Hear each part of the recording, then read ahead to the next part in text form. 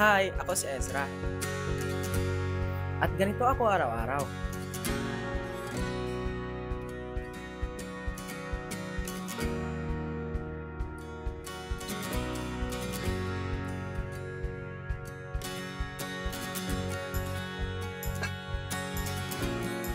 Pagkatapos magsaing, maliligo na ako, tsaka magbibihis.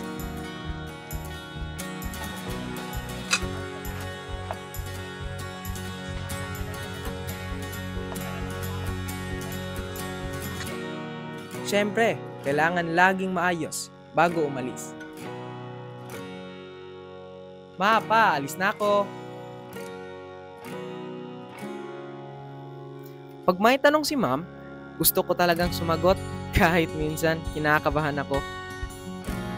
Pero, ang pinakahihintay ko, siyempre, snack time! Araw-araw, may pagkain ako, mainit, masustansya, at laging may pagmamahal. Lalo na pagkasalo ko ang mga kaklase ko. Kadalasan, may gulay, karne, at ang mga paborito kong prutas. Sa totoo lang, hindi ko po alam kung sino yung nauna o paano nagsimula. Pero alam ko, hindi nila ako nakakalimutan.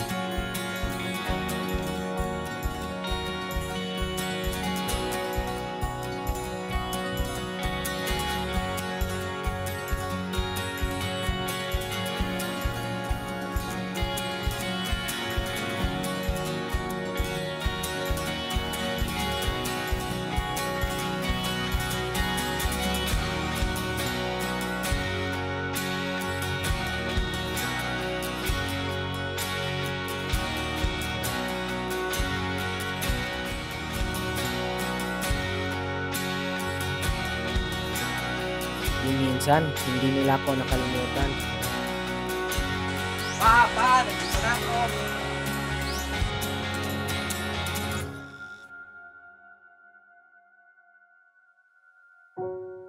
Kahit wala na si nanay at tatay, hindi naman ako nag-iisa.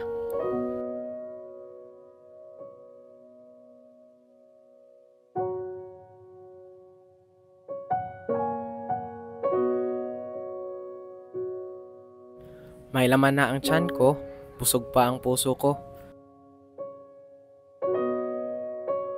Maraming salamat po.